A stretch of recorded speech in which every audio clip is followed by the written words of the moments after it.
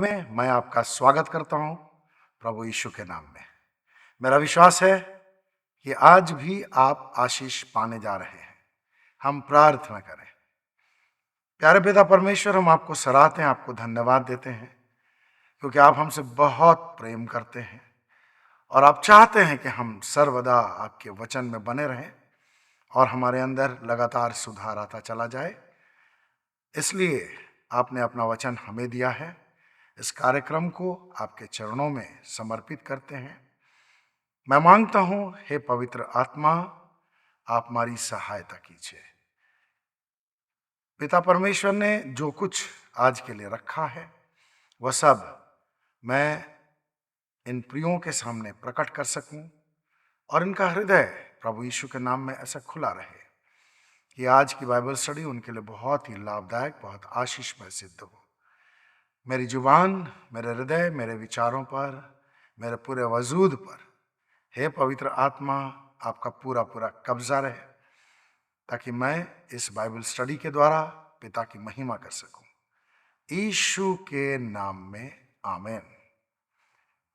तो आगे बढ़ने से पहले मैं एक गीत गाना चाहता हूं। मेरा विश्वास है कि आप इस गीत को जानते हैं और अगर आप हमारे चैनल के लिए नए हैं तो इस गीत को आप सीख सकते हैं। परमेश्वर के वचन से लिया गया गीत है। प्रभु आपको इस गीत के द्वारा आशीष दे।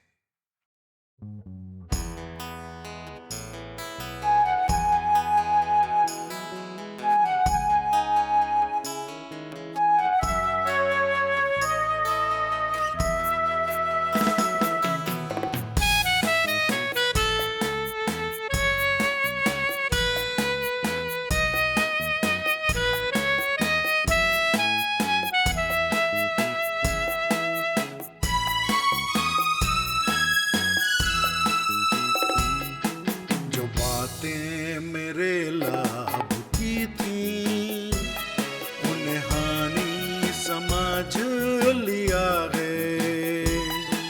जो बातें मेरे लाभ की थी उन्हें हानि समझ लिया है।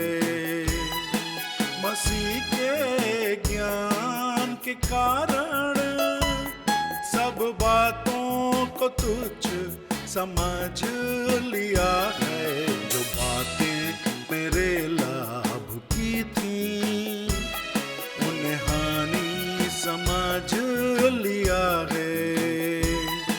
जो बातें मेरे लाभ की थी उन्हें हानि समझ लिया है।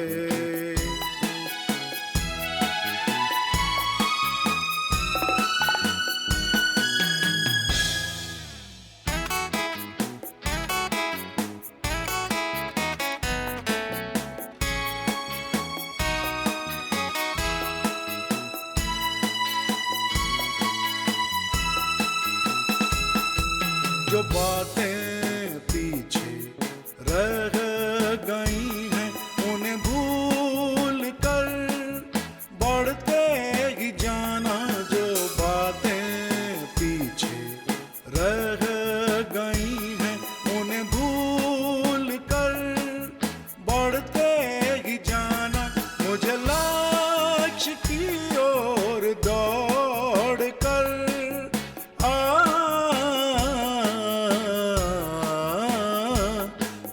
लक्ष्य की ओर दौड़ कर मसीह से है एक इनाम पाना, इनाम पाना, इनाम पाना। जो बातें मेरे लाभ की थी उन्हें हानि समझ लिया है। जो बातें मेरे लाभ की थी उन्हें हानि समझ लिया है।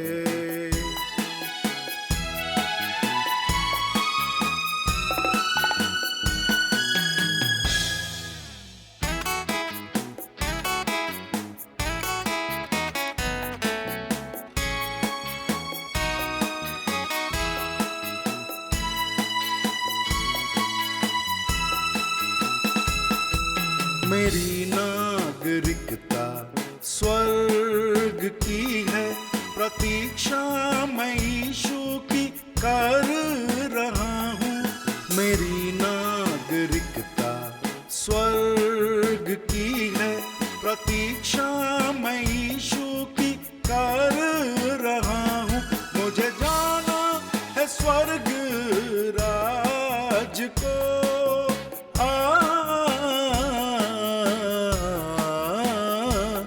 मुझे जाना है स्वर्ग राज को, तैयारी उसी की कर रहा हूँ, कर रहा हूँ, कर रहा हूँ। जो बातें मेरे लाभ की थी, उन्हें हानि समझ लिया है। जो बातें मेरे लाभ की थी, उन्हें हानि समझ लिया है।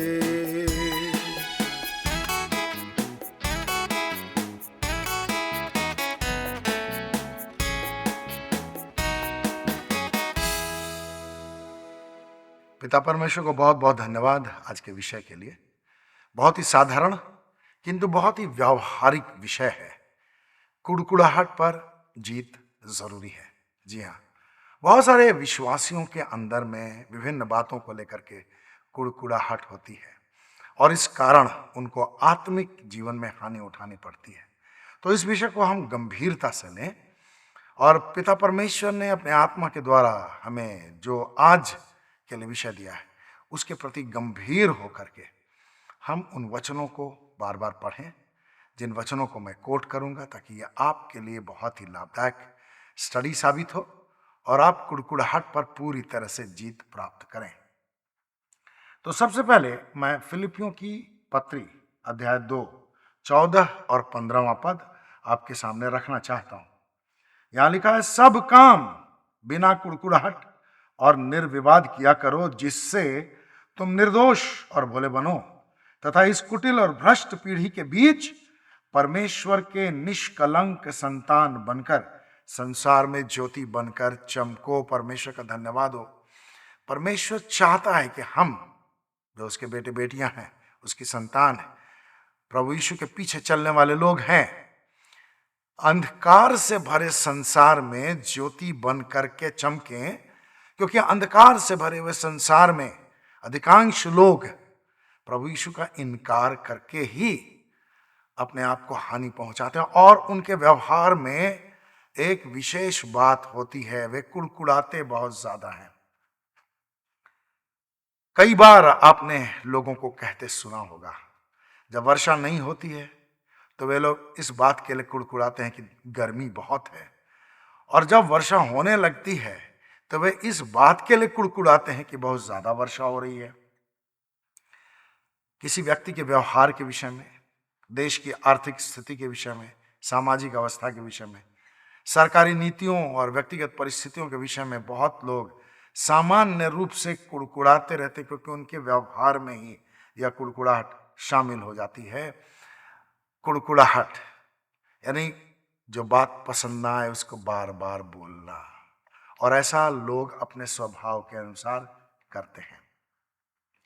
लेकिन हम आज इस बात को समझने की कोशिश करें कि हमें इस पर जीत क्यों हासिल करना चाहिए। पहली बात कि कुड़कुड़ाहट हमारे अविश्वास का परिचायक है। बाइबल कहती है कि विश्वास के बगैर परमेश्वर को कोई प्रसन्न नहीं कर सकता, और धर्मी जन विश्वास से जीवित रहता है। हम लोग जानते हैं विश्वास से की गई प्रार्थना सुनी जाती है। विश्वास से हम परमेश्वर को अपने निकट जान करके उसके साथ संगति करते हैं। विश्वास से हम प्रभु यीशु के पीछे चलते हैं अपना क्रूस उठाकर। लेकिन जब हमारे व्यवहार में कुड़कुड़ाहट आ जाती है तो इसका मतलब क्या होता है?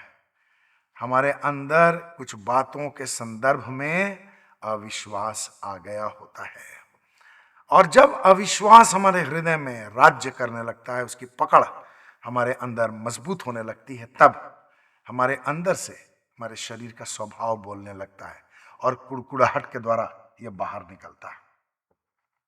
तो जब तक हम कुड़कुड़ाहट को अपने अंदर से पूरी तरह से दूर करने में सफल ना हो या फिर ईमानदारी से हम प्रयत्नशील ना हो जाएं, हम परमेश्वर के प्रेम की छांव को महसूस नहीं कर सकते हैं। परमेश्वर की अगुवाई का हाथ हम अपने जीवन में देख नहीं सकते हैं। जीवन में जो परिस्थितियां होती हैं लगातार बदलती रहती हैं। आज जैसा है वैसा कल नहीं रहेगा, जैसा कल है वैसा परसों नहीं रहेगा। हर दिन अलग अलग होता है। एक ही व्यक्ति से जब हम बात करते हैं हर दिन, तो उसका स्वभाव भी बदलता है। तब उसका स्वभाव बदलता है तो इसका मतलब है कि दूसरे लोग हमारे अंदर में भी यही महसूस करते होंगे, क्योंकि हम अपवाद तो हैं नहीं। हम भी शरीर के स्वभाव से प्रभावित होते हैं और परिस्थितियों से प्रभावित होते हैं। तो हमारी कोशिश होनी चाहिए कि हमारे अंदर से कुड़कुड़ाहट ना निकले। तो किन किन क्षेत्रों में सामान्यतः लोग कुड़कुड़ाते हैं? सबसे पहला क्षेत्र तो है अपने ही विषय में। बहुत से लोग अपने ही विषय में कुड़कुड़ाते हैं। वे बार बार एक ही बात को बोलते हैं, ओह मैंने ऐसा क्यों कर दिया, मैंने यह निर्णय क्यों ले लिया, मुझे ऐसा नहीं करना चाहिए था, वगैरह वगैरह। बहुत सारी हानिकारक बातें हमारे मुंह से निकलती हैं और यह बात परमेश्वर को पसंद नहीं आती, क्योंकि परमेश्वर क्या चाहता है? परमेश्वर चाहता है कि हम जो कुछ बोलते हैं वो ध्यान से बोलें, ध्यान से निर्णय लें। और अगर हमसे गलती भी हो जाती है तो प्रभु ये नहीं चाहता है कि हम उन्हीं गलतियों को याद करके अपने वर्तमान को खराब करते रहें। पुरानी बातों को याद करके जितना सुधरना है वो हमारे लिए ठीक है। जो बातें हमारे सुधार की हैं, जो बातें हमें याद हो जाती हैं, जहां हमारी गलतियां हैं, उनको सुधार करके आगे बढ़ना चाहिए। लेकिन जब हम बेकार की फजूल की बातों को याद करते हैं, अपने आप को दोषी ठहराते रहते हैं, कुड़कुड़ाते रहते हैं, तब क्या होता है? यह हमारे और परमेश्वर पिता के बीच में दूरियां उत्पन्न करता है। इसलिए परमेश्वर अपने वचन में क्या कहता है? यशाया 43 और उसका 18वां पद मैं पढ़ना चाहता हूं। यहां लिखा है, बीती हुई बातों का स्मरण ना करो, ना भूतकाल की बातों पर सोच विचार करो। और फिलिपियों की पत्री में एक बात हम लोग देखते हैं। प्रेरित पौलुस कहता है, फिलिपियों अध्याय 3 और उसके 13 और 14 पद को अगर हम लोग पढ़ेंगे तो ये बात निकल कर के आती है। प्रेरित पौलुस कहता है कि जो बातें पीछे रह गई हैं उन्हें भूलकर मैं आगे की बातों की ओर बढ़ता हुआ लक्ष्य की ओर दौड़ा जाता हूं। तो हमें हमेशा याद रहना चाहिए कि हमारा लक्ष्य क्या है। पिता परमेश्वर को बहुत बहुत धन्यवाद। परमेश्वर चाहता है कि हम बीती हुई बातों को याद न करें। कई बार ऐसा होता है कि लोग कुड़कुड़ाते कुड़कुड़ाते कुड़कुड़ाते कुड़कुड़ाते अपने हृदय को परमेश्वर के प्रति बहुत कठोर कर लेते हैं। मृत्यु पर जीत हासिल करने के बाद, पुनरुत्थान के बाद, एक बार जब प्रभु यीशु अपने शिष्यों के पास कमरे में पहुंचा तो थोमा नहीं था। बाद में शिष्यों ने बताया कि प्रभु यीशु यहां आया था, तो थोमा का विश्वास ही नहीं हुआ। उसने कहा, जब तक मैं उसको अपने सामने न देख लूं, उसके पांजर में, उसकी उंगलियों में हाथ डाल करके न देख लूं, तब तक मैं विश्वास नहीं करूंगा यीशु जिंदा हो गया। लेकिन बाद में प्रभु यीशु ने यह बात थोमा के ऊपर प्रकट कर दी। वो थोमा के सामने भी प्रकट हो गया और उसने यह भी प्रकट कर लिया कि उसने थोमा की बातें भी सुन ली हैं। तो अगर बार बार थोमा उसी बात को याद करता रहता, यो मैंने प्रभु का इनकार किया, मैंने प्रभु के प्रति अविश्वास की ऐसी बातें कही, क्यों मैंने विश्वास नहीं किया, क्यों मैंने बिना देखे विश्वास नहीं किया, अगर वो बार बार बोलता रहता तो उसकी गलती सुधर नहीं जाती। लेकिन मेरा विश्वास है कि उसने प्रभु यीशु के सामने तो क्षमा मांगी ही मांगी, बाद में भी उसने पश्चाताप किया होगा और मेरा ख्याल है कि उस बात को वो भूल गया होगा पश्चाताप करके। जब परमेश्वर ही हमारे अपराध को भूल जाते तो हमें भी उन्हें भूलना जरूरी होता है। तो थोमा मुझे लगता है कि इस गलती को भूलने में सफल हो गया होगा, या इस गलती को वो बार बार दोहराता नहीं होगा और अपने आप को घायल नहीं करता होगा। पतरस ने भी जब प्रभु यीशु का इनकार किया और फिर प्रभु यीशु ने उससे मुलाकात की, पतरस को बहुत बुरा लगा होगा कि प्रभु यीशु का उसने इनकार किया और वो रोया भी, लेकिन वो बार बार इसी बात पर रोता नहीं रहा होगा, ये मेरा विश्वास है। वह अपनी उस गलती के ऊपर विजयी हो चुका, माफी मांग करके परमेश्वर के सामने अपने हृदय को उंडेल करके माफी प्राप्त करके, क्षमा प्राप्त करके वह अपनी इस गलती पर विजयी हो गया। तो हमें भी ऐसा ही करना चाहिए। विश्वास से हमें अपनी गलती को परमेश्वर के सामने रख करके ये स्वीकार कर लेना चाहिए कि हमने क्या किया है, और यह विश्वास कर लेना चाहिए कि परमेश्वर ने उस गलती को माफ कर दिया। हालेलुया। दूसरी कुड़कुड़ाहट लोगों के विरुद्ध होती है।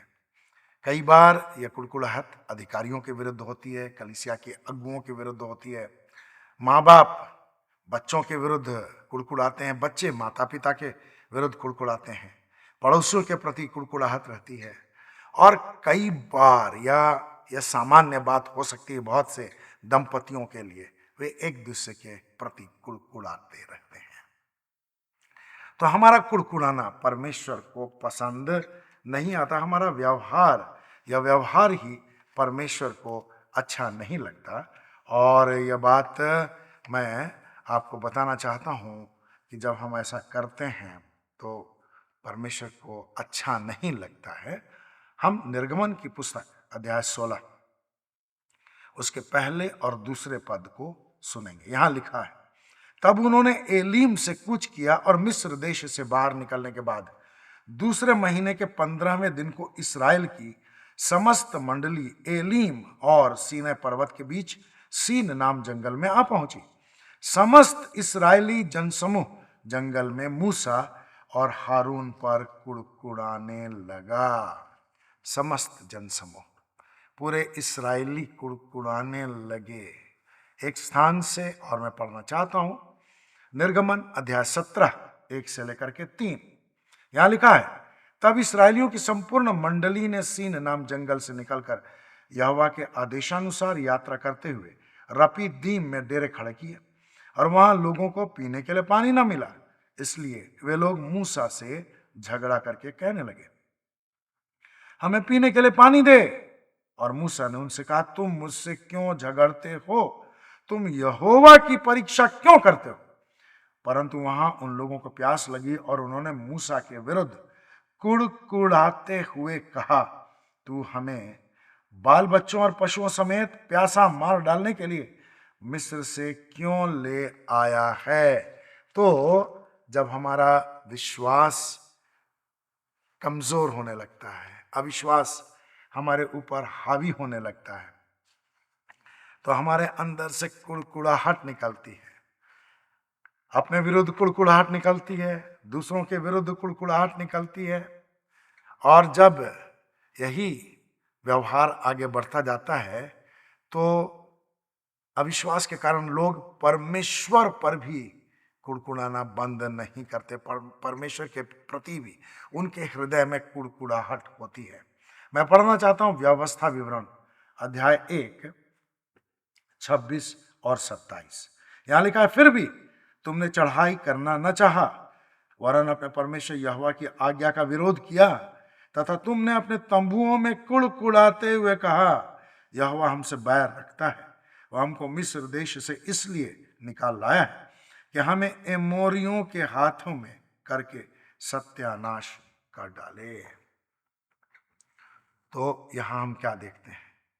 इस्राएली लगातार कुड़कुड़ाते रहते थे, और अपने विरुद्ध भी वे जरूर ही कुड़कुड़ाते होंगे कि हमने क्यों मूसा की अगुवाई में निकलना स्वीकार कर लिया। हम खुद वहीं रहते, मिस्र में रहते, उनको गुलामी बहुत पसंद आ गई थी। परमेश्वर उन्हें कनान देश में ले जाना चाहता था, लेकिन वे कनान देश में परमेश्वर की अगुवाई में, मूसा की अगुवाई में चलना नहीं चाहते थे। और उनके अंदर यह कुड़कुड़ाहट थी व्यक्तिगत तौर पर। इसलिए यह कुड़कुड़ाहट उनके अगुओं के सामने भी प्रकट हुई। मूसा के प्रति उनके अंदर में कुड़कुड़ाहट आ गया। और जब हमारे अंदर कुड़कुड़ाहट होती है तो हम परमेश्वर के प्रति भी कुड़कुड़ाते हैं। यहाँ इस्राएलियों ने परमेश्वर के प्रति भी कुड़कुड़ाहट का प्रदर्शन किया। परमेश्वर अद्भुत परमेश्वर है, महान परमेश्वर है, पवित्र परमेश्वर है, प्रेम करने वाला परमेश्वर है। इस बात को हमें बहुत अच्छी तरह से समझना चाहिए। और जब कठिन परिस्थितियां आती हैं उस समय हमें कुड़कुड़ाना नहीं चाहिए, ये बाइबल बता रही है। और इसके लिए जरूरी है कि हम पहले से कठिन परिस्थितियों के लिए तैयार रहें। हमें मालूम होना चाहिए कि जब हम आत्मिक जीवन में आगे बढ़ते हैं तो कई बार परिस्थितियां हमारे विरुद्ध हो जाती हैं, जिस प्रकार इस्राएलियों के विरुद्ध परिस्थितियां रही। क्योंकि परमेश्वर कई बार हमें परखना चाहता है, कई बार वह हमें सिद्धता में और अधिक ऊंचा करना चाहता है, और इसलिए हमारे जीवन में कई बार बुरी परिस्थितियां आ जाती। कई बार हमारे विश्वास को उन्नत करना चाहता है। इन सब कारणों से हमारे जीवन की परिस्थितियां बदलती हैं, लेकिन जब हम परमेश्वर की इच्छा के अनुसार व्यवहार नहीं करते तो हमारे अंदर से कुड़कुड़ाहट निकलती है। प्रभु यीशु के प्रति भी कई लोगों की कुड़कुड़ाहट सामने आई। मैं पढ़ना चाहता हूं यूहन्ना अध्याय 6 41 से 43 पद तक। यहां लिखा है, इसलिए यहूदी उस पर कुड़कुड़ाने लगे क्योंकि उसने कहा, वह रोटी जो स्वर्ग से उतरी मैं हूं। प्रभु यीशु ने लोगों से कहा, जीवन की रोटी मैं। इस पर बहुत सारे लोग कुड़कुड़ाने लगे। जो यहूदी थे वे कुड़कुड़ाने लगे और वे कहने लगे, क्या यह यूसुफ का पुत्र यीशु नहीं, जिसके माता पिता को हम जानते हैं? अब वह कैसे कहता है कि मैं स्वर्ग से उतरा हूं? यीशु ने उत्तर देते हुए उनसे कहा, आपस में मत कुड़कुड़ाओ। वे कुड़कुड़ा रहे थे और उनकी कुड़कुड़ाहट प्रभु यीशु पर प्रकट थी। तो जब हम व्यक्तिगत रूप से कुड़कुड़ाते हैं, परमेश्वर को पता चलता है, परमेश्वर बहुत अच्छी तरह जानता है, प्रभु के सामने कुछ भी छिपा नहीं। हम इस बात को बहुत अच्छी तरह समझने की कोशिश करें। और अभी से अगर आपके अंदर में कुड़कुड़ाहट आती तो अभी से प्रार्थना करना शुरू करके आपका व्यवहार परमेश्वर को महिमा देने वाला व्यवहार हो। और आपको परमेश्वर ने इसलिए नहीं चुना है कि आप कुड़कुड़ाते रहें, बल्कि इसलिए चुना है कि विपरीत परिस्थितियों में भी आपके व्यवहार से परमेश्वर की महिमा हो। अंधेरे संसार में ज्योति बनकर के आपको चमकना है, और इसलिए परमेश्वर ने आपको अंधेरे संसार में रखा है। तो सारी महिमा परमेश्वर को मिले। अब दूसरी बात मैं आपके सामने रखना चाहता हूं, कुड़कुड़ाहट के कारण परमेश्वर का क्रोध कैसे भड़कता है। इस बात का उदाहरण हम इस्राएलियों के जीवन से देखें, और इस्राएलियों के जीवन से बेहतर उदाहरण हमें दूसरा नहीं मिल सकता है। जब मूसा ने 12 जासूसों को कनान देश का भेद लेने के लिए भेजा तो क्या हुआ? जब वे वापस आए तो यहोशू और कालेब को छोड़ करके बाद बाकी जो 10 जासूस थे उन्होंने कनान का बहुत ही भयावह, बहुत ही नकारात्मक दृश्य प्रस्तुत किया। अविश्वास का अद्भुत प्रकटीकरण उन्होंने किया। और तब क्या हुआ? जो लोग वहां थे जिन्होंने इन 10 जासूसों पर विश्वास किया, उनका हृदय भी कुड़कुड़ाहट से भर गया। और वे कितना कुड़कुड़ाते रहे इस बात को हम देखेंगे गिनती की पुस्तक अध्याय 14 1 से लेकर के 4 तक। तब सारी मंडली के लोग रो रो कर चिल्ला उठे और रात भर रोते रहे। अविश्वास के कारण उनका हृदय टूट गया।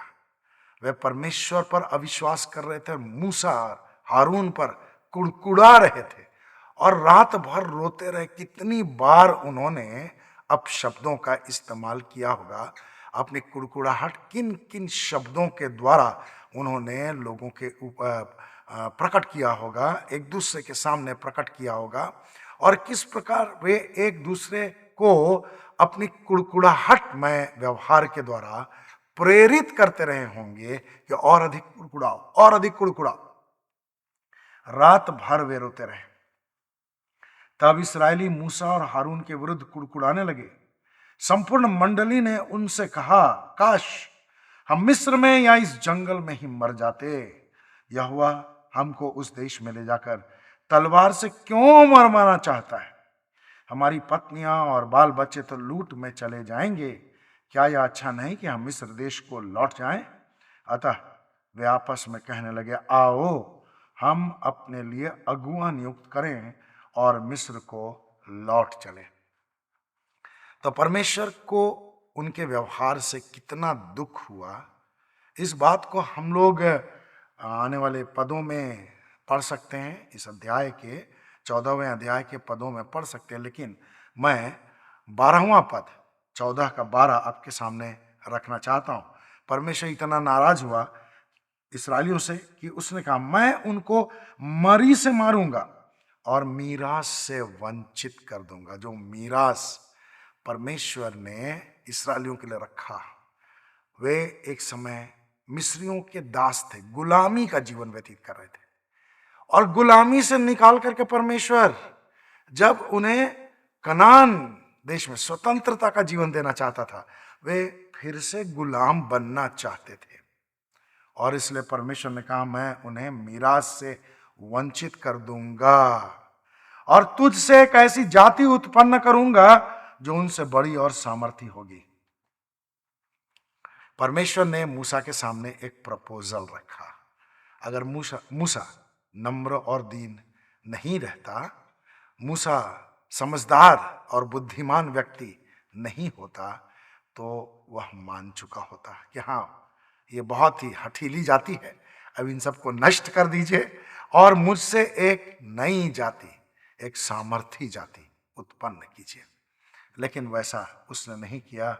उसने गिड़गिड़ा कर परमेश्वर के सामने प्रार्थना की कि वह ऐसा ना करे। फिर भी परमेश्वर का क्रोध पूरी तरह से शांत नहीं हुआ। मैं पढ़ना चाहता हूं गिनती 14:23। निश्चय ही वे लोग उस देश को कभी देखने नहीं पाएंगे जिसकी शपथ मैंने उनके पूर्वजों से खाई थी, और जितनों ने मेरा अपमान किया है उनमें से कोई भी उसे देखने नहीं पाएगा। तो अविश्वास के द्वारा हम परमेश्वर का अपमान करते हैं। अविश्वास के द्वारा हम परमेश्वर को नाराज करते हैं। अविश्वास के द्वारा हम परमेश्वर की इच्छा के विरुद्ध कार्य करते हैं, और यह बात परमेश्वर को कतई अच्छी नहीं लगती, और इसलिए परमेश्वर चाहता है कि हम कुड़कुड़ाएं नहीं। पहला कुरिन्थियों 10वां अध्याय का 10वां पद यहां मैं पढ़ना चाहता हूं। लिखा है, ना तुम कुड़कुड़ाओ जैसे कि उनमें से बहुतों ने किया और नाश करने वाले के द्वारा नाश किए गए। बहुत सारे लोगों को परमेश्वर ने वहां मौत की नींद सुला दिया। किस प्रकार यह हुआ, मैं आपके सामने रखना चाहता हूं। गिनती की पुस्तक अध्याय 16 और उसके 41 पद को मैं पढ़ना चाहता हूं। दूसरे दिन इस्राएलियों की सारी मंडली मूसा और हारून के विरुद्ध यह कहकर कुड़कुड़ाने लगी, तुमने ही यहोवा के लोगों को मरवा डाला है। जब एक बार सजा होती है तो फिर कुड़कुड़ाते हैं। अब परमेश्वर उनकी कुड़कुड़ाहट के बदले में क्या करता है, ये बात आप जानते हैं, लेकिन फिर भी मैं पढ़ना चाहता हूं। गिनती 16, 44 और 45 पद। और यहोवा ने मूसा से कहा, इस मंडली के बीच से हट जाओ कि मैं इन लोगों को तत्काल भस्म कर दूं, तब वे मुंह के बल गिरे। 49वें पद में लिखा है, कोरह के कारण मरने वालों के अतिरिक्त महामारी से मरने वालों की संख्या 14,700 थी। तो परमेश्वर ने कुड़कुड़ाहट के कारण इसराइलियों के बीच में महामारी भेजी और बहुत सारे लोग मारे गए। यह हमारे लिए एक बहुत बड़ा उदाहरण है। हम लोगों को बाइबल की इस उदाहरण से सीखना चाहिए कि हमारे अंदर में कुड़कुड़ाहट की बातें ना रहने पाए। हम पहले से प्रार्थना करते रहें, सावधान रहें, ताकि हमारे अंदर में कुड़कुड़ाहट की बातें ना आने पाए। और अगर कुड़कुड़ाहट की बात आती है तो हम उस पर विजयी होने की कोशिश करें। तीसरी बात, कुड़कुड़ाहट कुड़कुड़ाने वाले को बहुत हानि पहुंचाती है। कुड़कुड़ाने वाला व्यक्ति कुड़कुड़ाहट के कारण बहुत तरह का नुकसान उठाता है।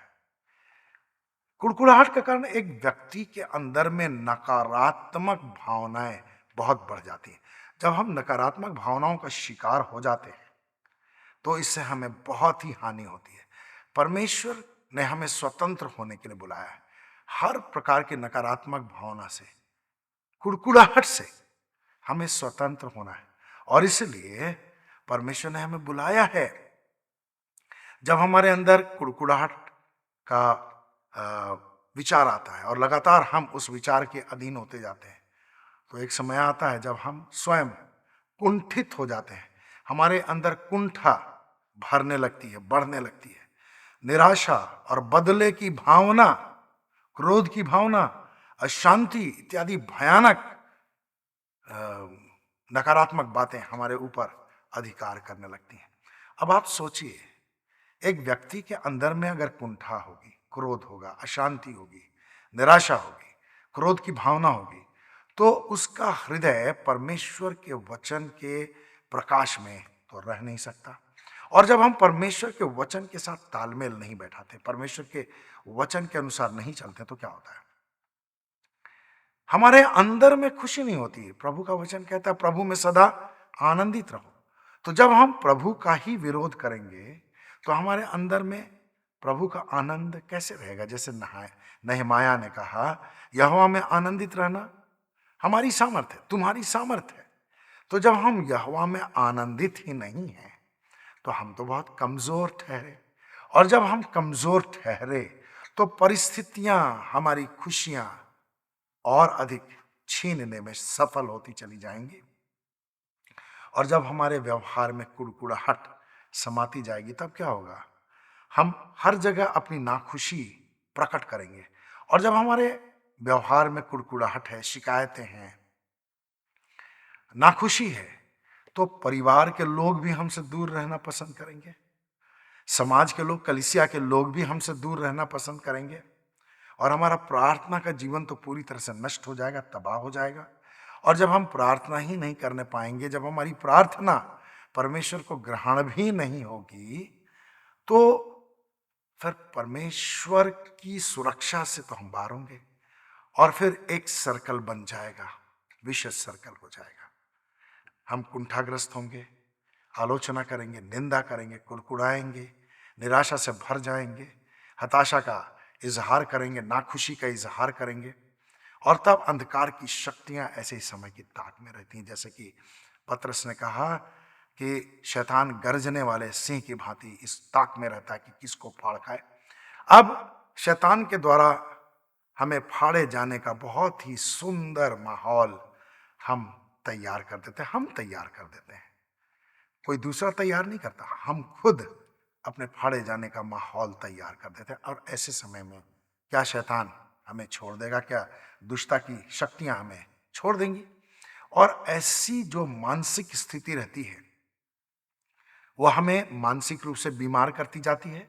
और जब हम मानसिक रूप से बीमार होते जाएंगे तो हम शारीरिक रूप से भी कष्ट में रहेंगे, क्योंकि परमेश्वर के अनुग्रह को हम इस्तेमाल नहीं करेंगे। परमेश्वर के अनुग्रह को हम ऐसी परिस्थितियों में अपने जीवन में काम करने का मौका नहीं देंगे। और तब क्या होगा? परमेश्वर का तो वचन कहता है कि सब काम बिना कुड़कुड़ाए करो। तो बिना काम के भी हम कुड़कुड़ाते रहेंगे। काम के समय तो कुड़कुड़ाएंगे ही, बिना काम के भी हम कुड़कुड़ाएंगे। और तब क्या होगा?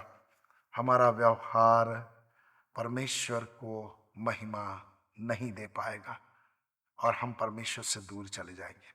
याकूब की पत्री में हमारे लिए क्या लिखा हुआ है? याकूब की पत्री अध्याय 1 21 और 22 पद में लिखा है, इसलिए सारी मलिनता तथा समस्त दुष्टता को दूर करके उस वचन को नम्रता पूर्वक ग्रहण कर लो जो तुम में बोया गया है और जो तुम्हारे प्राणों को बचा सकता है।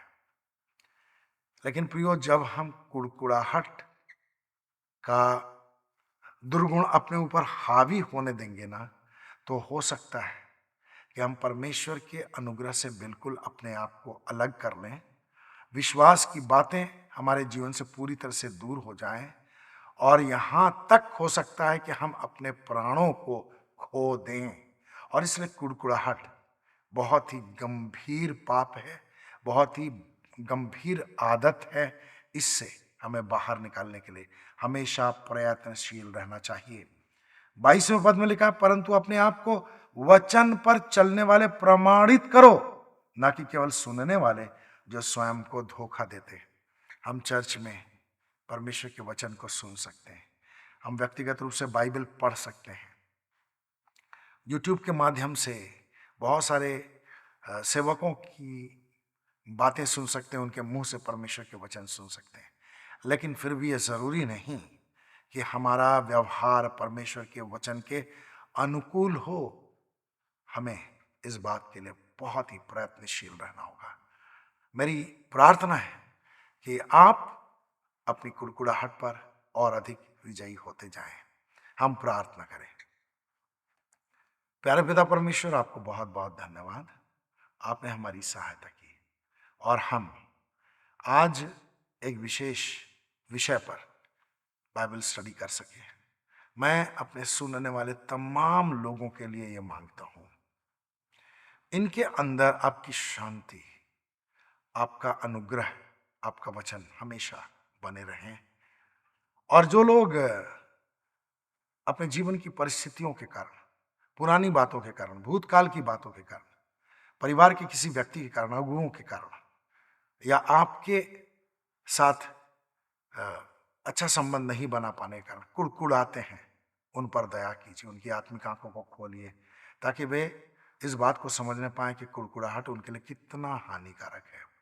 आप उनकी सहायता करें प्यारे पिता, वे कुड़कुड़ाहट से बाहर आ जाएं, उनके अंदर इतनी सामर्थ्य आ जाए कि अपनी इस कमी के ऊपर विजयी हों और वे अपना प्राण न खो दें। वे स्वस्थ रहें, आपके प्रेम में पाए जाएं। आपने उन्हें स्वतंत्रता के लिए स्वतंत्र किया है, सत्य के द्वारा उनको पवित्र कीजिए प्यारे पवित्र आत्मा, और उनकी सहायता कीजिए ताकि वे प्रभु यीशु के प्रेम में दृढ़ और मजबूत होते जाएं और उनके व्यवहार से कुड़कुड़ाहट दूर होती चली जाए।